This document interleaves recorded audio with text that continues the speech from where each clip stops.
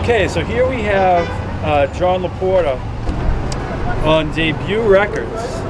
And Porta was a colleague of Charles Mingus and Max Roach.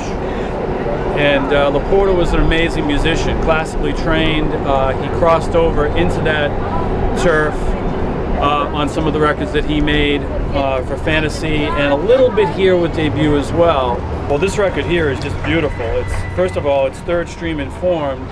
It makes us realize that Charles Mingus had more in the classical game than a lot of people want to give him not so much credit for, but a lot of what informs Mingus's genius is the fact that he was a classically trained cellist and bassist. He had a classical sensibility from the beginning, so the structure and form in his music is extremely important, but yet he's trying to toe the line to allow the integrity of immediate extemporization or improvisation within jazz. So in other words, he wants these two worlds to work beautifully together, and he somehow, ingeniously masters that by having the structure that's necessary to create music that is what has turned out to be, which is, it's indispensable. And on the other hand, allowing people to be musicians in his bands to be their own people. So he would sketch things out, he would sit at the piano, he would, I'm talking about Mingus. I'm talking about Mingus, but Porta is important because Porta is the same sort of character. In other words, they're simpatico, only he's a reed player. And it's early on in the game when Mingus is still developing his chops as a composer and trying to reconcile between third stream and what is written and what is not written and what is improvised.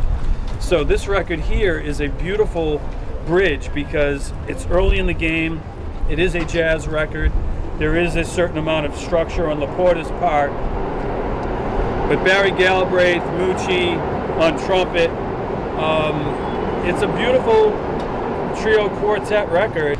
With Debut Records, to get the picture of what was happening in terms of modern jazz, every debut release is important to get an idea as to where this music was incubating from 1952 to 1956.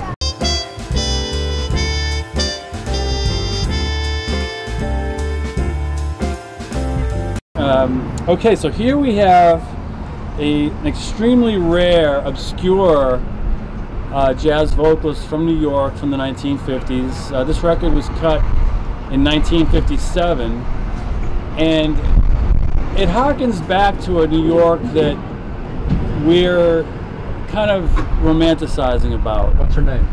Helen Grayco.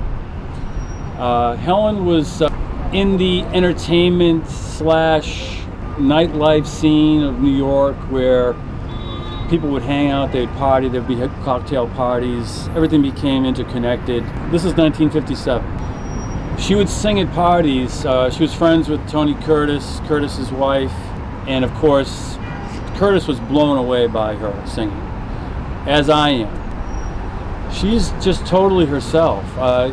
She has certain values that are akin to like Peggy Lee, Carmen McRae. There's such a unique personality to her singing.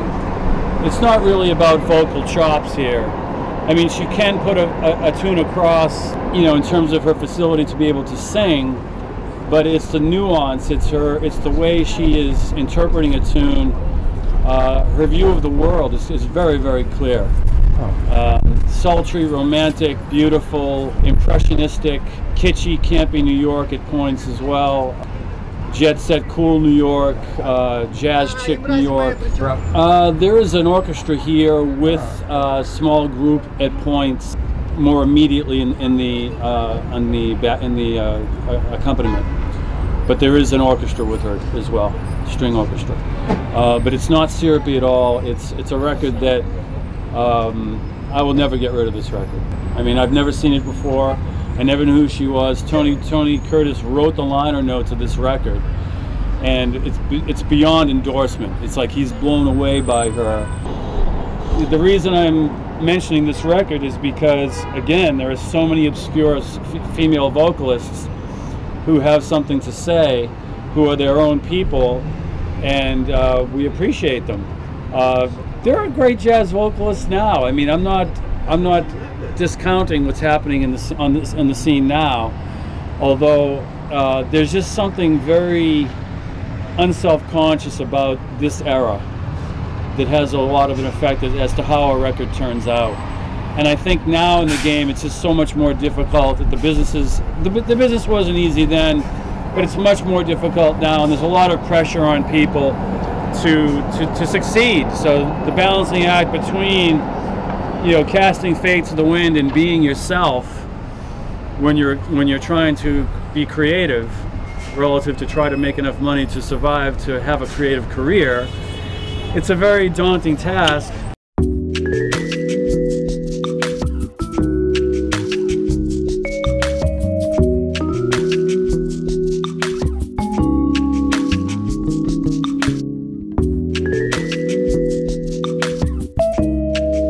You know, you can never discount Johnny Smith. You know, in the 1950s, you know, Tal Farlow, Jimmy Rainey, Barney Kessel, and Johnny Smith. People spoke about Johnny Smith, but Johnny was always compartmentalized away from those guys a bit because he harmonically was not as, say, adventurous as those other guys were, particularly Tal Farlow. Of course, Billy Bean, another one, which, you know, he didn't get much traction at all, but Johnny made beautiful records as far as tone, as far as taste, as far as conception of, you know, interpreting a tune in a certain way. You know, so many of his records are timeless. They have a Segovia-like feel to them. They transport you to a world that you want to believe exists. That's why we listen to these records, because we are idealists sometimes.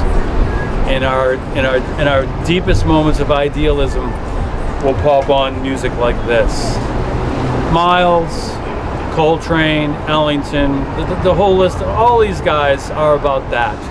They are about the purity of a spiritual communion on their own terms. And this guy's own terms was just maybe not as radical.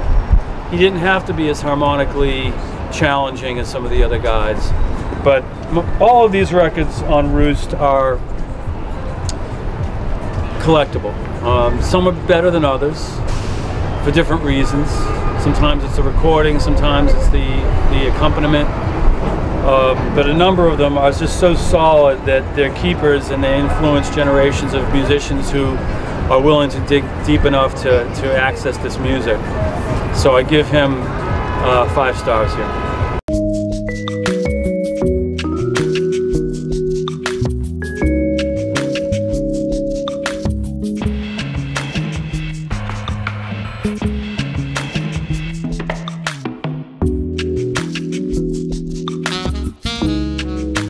Dave Burns, another obscure figure. Dave will call a musician's musician. Anyone playing trumpet, anyone close to the jazz community had high respect for Dave Burns. Playing in big bands, medium-sized ensembles through the years where he was not at the forefront, you know, in terms of being on the billboard, he had respect. John Hammond again decides he should be making his own records. So Burns made 2 records for Vanguard. This is one of them. A total keeper. It's a semi-classic record of the period. This is probably 1961-62. And the beauty of this is that it's the original red label Vanguard as well, near mint. I knew of this record, but I had never encountered it until that one day. And of course, Kenny Barron's on this record. Kenny's probably 20 years old on this record. Steve Davis on bass, who would play with a little bit with Coltrane. Herbie Morgan is a tenor player that you don't hear a lot about, but he's a nice, in-the-pocket, mainstream to modern tenor player, very tasty player. Not an innovator, but beautiful ideas. He's probably not on the level of a Joe Henderson, but Dave Burns, he ended up being an appliance salesman. He worked in a store selling refrigerators and stoves to make ends meet, and did that for about 5 or 6 years, and then was finally convinced to come back to make these records. That's how hard it was to have a career at a certain point, when rock and roll started coming in, when the club scene in New York changed, and when corporatization happened in New York, where 52nd Street was knocked down, you know, to gentrify, to make large buildings, I mean, large business, you know, skyscrapers. So it's something we're revisiting again in New York. We're seeing a lot of tall buildings coming up again. Back then, though, it displaced a lot of the culture in the city, in certain parts of the city. We're at critical mass now with that. But this dude here came back from being an appliance salesman, makes a semi-classic couple of records for Vanguard, and then slips back into the ether, and we don't know where he ended up.